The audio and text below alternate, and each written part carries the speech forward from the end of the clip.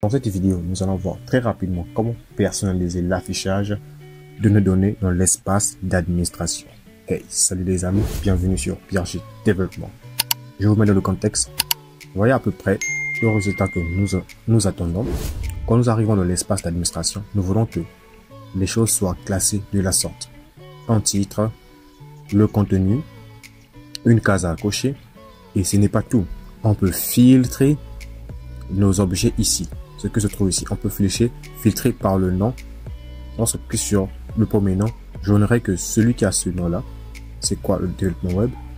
Je peux effacer le filtre. Là, j'ai tout. Je peux sélectionner tout simplement Python ici. Il va me filtrer tout simplement les articles qui ont Python. Je peux aussi effectuer une recherche dans l'espace d'administration. Je peux rechercher en écrivant HTML. Aucun résultat. D'accord. Je peux rechercher Django. Aucun résultat. Je peux rechercher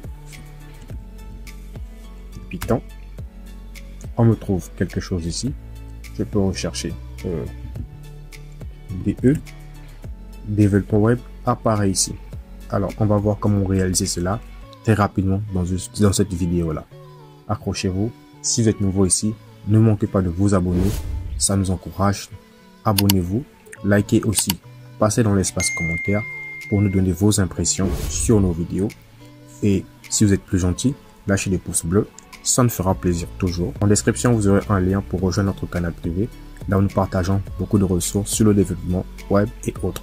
N'hésitez pas à le rejoindre, c'est totalement gratuit. Maintenant, passons au vif du sujet.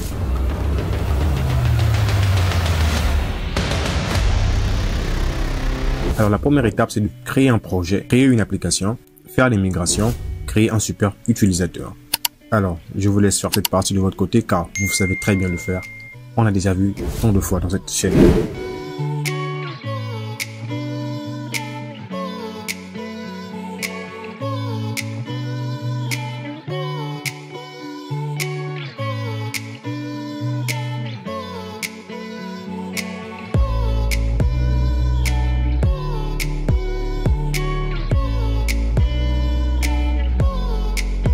On ouvre notre projet maintenant.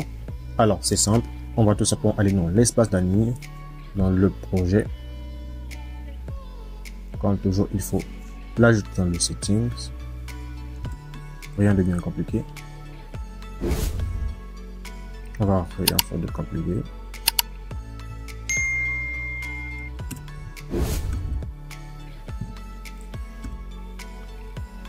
Maintenant que c'est fait, nous allons aller dans notre fichier modèle.py dans notre application. Voilà le modèle et nous allons créer notre modèle. Vous pouvez créer, si vous avez déjà un projet, alors vous pouvez tout simplement sauter cette étape. Si vous n'avez pas encore un projet, alors suivez-moi. La création du modèle, c'est très simple. On a vu tant de fois sur cette chaîne-là. Ne vous perdez pas. Voilà la place, je mets tout simplement article.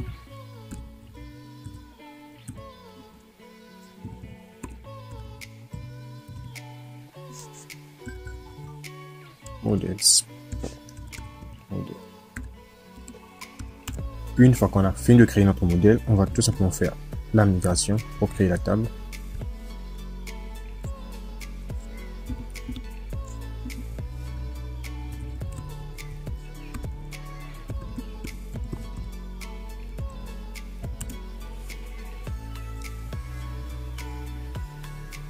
La table a été bien créée. On fait la deuxième migration. C'est parfait. On peut démarrer notre serveur. Serveur démarré. Je viens ici. Je vais tout simplement prendre ceci, copier, je ferme. Je rends notre table. On aura juste la page de remerciement de Django. Et là, je vais passer dans l'espace admin. Je mets mon nom d'utilisateur et mon pack. Une fois que je suis connecté, la table qu'on a créée n'est pas présente dans l'espace d'administration. Pour ce faire, il faudrait qu'on l'ajoute dans l'espace d'administration. On va aller dans le code. On vient de le fichier admin.py. Ok. À l'intérieur, qu'est-ce que je vais faire? Je vais créer une classe. Normalement, pour afficher les trucs dans l'espace admin, on met tout simplement admin.site.register, en parenthèse, le nom de la classe ou la table que l'on veut. Maintenant, on va personnaliser l'espace d'administration de la sorte qu'il puisse afficher en colonne, il puisse avoir une façon de filtrer, de faire une recherche. Pour cela, on va créer une classe à l'intérieur de l'espace admin que je vais nommer par exemple article form. Et à l'intérieur, je vais mettre en paramètre admin et aussi admin.modèle admin. Ok, je mets 2 points et je sors. C'est dans ce module là que nous allons pouvoir travailler. Je mets un petit commentaire. Là, on va afficher les tables. On va utiliser le list view, plutôt le list display. On utilise list display et là, on va spécifier tous les champs de notre modèle. Alors, on a quoi? On a titre, les champs qu'on veut afficher. On a titre, on a quoi? On a description. Ensuite, on a quoi? On a date, pub. C'est ce qui se trouve ici. On a titre, description et date pub. Ok. Et ça va nous permettre d'afficher sous forme de tableau comme vous avez vu dans la vidéo de présentation. Et ensuite, là, on va maintenant effectuer un filtre. Voilà, on va effectuer un filtre. Pour effectuer un filtre, on va mettre liste filter égale quoi? On va filtrer en fonction de quoi? On va filtrer les éléments en fonction de leur, par exemple, date de publication. Bon, on va filtrer en fonction de titre. Le titre. Et on peut faire une recherche. On va faire la recherche sur le titre, sur la description.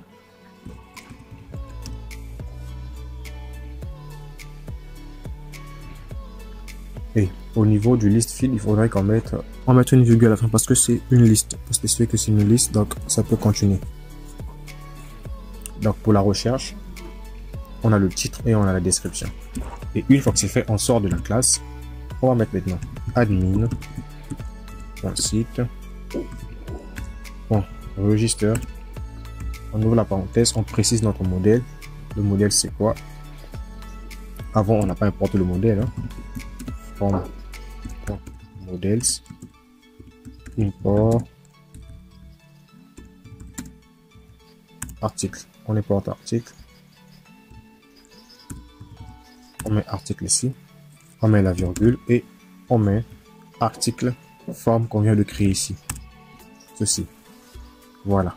Donc on met list display pour afficher les éléments de la table. On met list filter pour le filtrer. Et là c'est pour la recherche. Et dès que c'est bon, on retourne dans notre serveur. Le serveur est démarré. Dans l'espace d'admin. Ici il n'y a rien. Je vais actualiser. La table article a bien été ajoutée. Quand on vient à l'intérieur, il n'y a encore rien parce qu'on n'a encore rien ajouté. Et vous remarquez, on a une zone de recherche et une zone de filtre. Je vais ajouter quelques articles.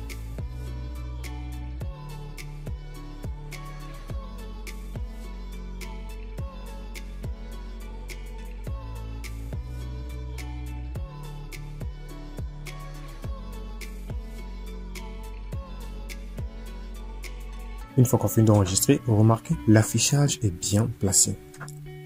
On a le titre avec les titres, on a la description avec la description et on a la date de publication. Comme on avait mis qu'il prenne la date automatiquement, la date d'aujourd'hui, voilà, la date a été prise aujourd'hui à 6h52. Voilà ce qu'il faut faire. Et si on veut filtrer les éléments qui s'appellent PRG, je clique sur PRG. On en a un. Je vais mieux personnaliser ça. Je vais par exemple ajouter encore un autre élément qui va s'appeler aussi PRG. Rien ici. Je vais save. Alors ici on a PRG, ici on a PRG. Là je peux filtrer les éléments par PRG et on en aura deux. Et la description nous prouve que c'est deux éléments différents. On peut filtrer par programmation. On affiche les éléments de programmation. On peut filtrer par maman. par papa. Et quand on veut faire la recherche ici, on a les éléments qui s'appellent PRJ. On a maman qui est là. Je peux aussi supprimer en sélectionnant. Je clique sur Delete, Go. On me demande la confirmation, je supprime et l'élément va disparaître et avec programmation, il n'y en a plus. Vous voyez, je peux filtrer que par maman. Je peux nettoyer le filtre et je peux afficher tous les articles tout simplement en revenant sur article. Et vous remarquez l'élément qu'on a supprimé n'est plus là. Je peux aller dans l'espace d'administration, vous allez voir, je vais modifier quelque chose. Ce code que vous voyez qu'on a mis dans l'espace d'admin, je vais couper ça et je vais le mettre dans un autre fichier qui est autre que le fichier models. Donc il y a plusieurs façons de le faire. On peut le mettre dans le fichier models, mais pour ça il faudrait qu'on importe d'abord. On va retourner dans admin et on va importer ceci from django.contrib import admin. On copie ça et on vient dans modèle, on va le coller comme ça.